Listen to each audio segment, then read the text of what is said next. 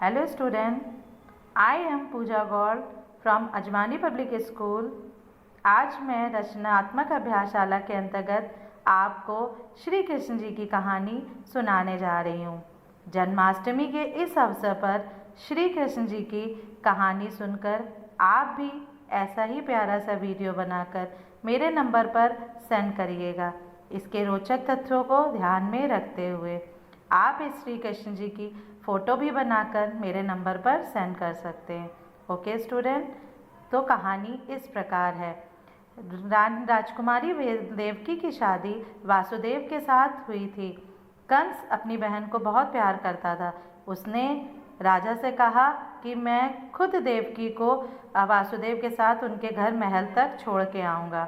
जब वो उनके महल की ओर उनको छोड़ने जा रहे थे तब आकाशवाणी हुई कि देवकी का 8वां पुत्र कृष्ण कंस की हत्या का कारण बनेगा। तो ये बात सुनकर कंस देवकी को वही मारने लगा, लेकिन वासुदेव ने उसे बचा लिया। वासुदेव ने कहा, जैसे ही मेरा 8वां पुत्र होगा, 8वां क्या, मैं एक एक करके अपने सारे पुत्र तुम्हारे पास ला दूंगा। तो कंस मान गया। जब वो लोग अपने घर चले गए तो कंस के मंत्रियों ने कहा, क्या पता वासुदेव दे न दे, आप उन दोनों को कारागार में बंदी कर दीजिए। तो कंस देवकी और वासुदेव को दोनों को कारागार में डाल दिया और जैसे उनके एक एक पुत्र होते गए और उनकी हत्या कर दी। जब 7वां पुत्र हुआ तो संक्रमण के कारण 7वां पुत्र रोहिणी के गर्भ में चला गया और जो कि बलराम हुए। 8वें पुत्र को माया की शक्ति से 8वां पुत्र भी गोकुल पहुंच गया और जो कि श्री कृष्ण के नाम से विख्यात है।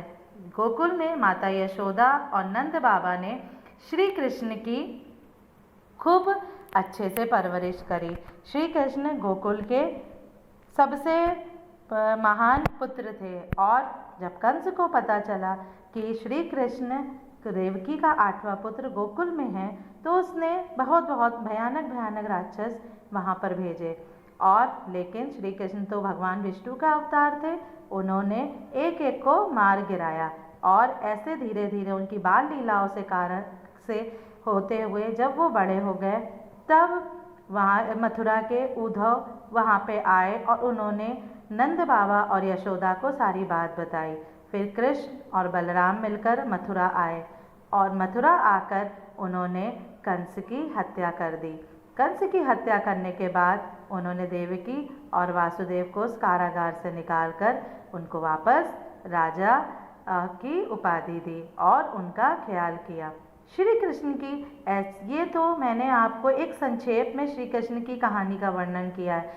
श्री कृष्ण की बाल लीलाओं का आप सब जानते हैं, बहुत ही नटखट थे श्री कृष्ण। उन्होंने कालिया नाग के ऊपर डांस किया, उन्होंने पूतना को मारा, उन्होंने ऐसे कई राक्षसों को मार डाले। उनकी तो व्याख्या अपरंपार है, लेकिन श्री कृष्ण मनोहर थे, मनमोही थे और हमेशा सबसे प्यार से बोलते थे।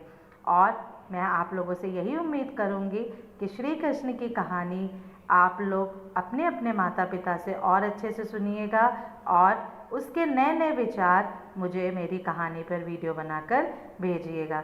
ओके, तो इससे हमें क्या सीख मिली? हमें सीख ये मिली कि हमें अपने माता पिता की आज्ञा माननी चाहिए, उनका सदा सम्मान करना चाहिए और श्री कृष्ण की बाल लीलाओं का वर्णन अपने माता पिता से करिए। आई होप आपको ये कहानी अच्छी लगी होगी। Okay student, bye bye, take care.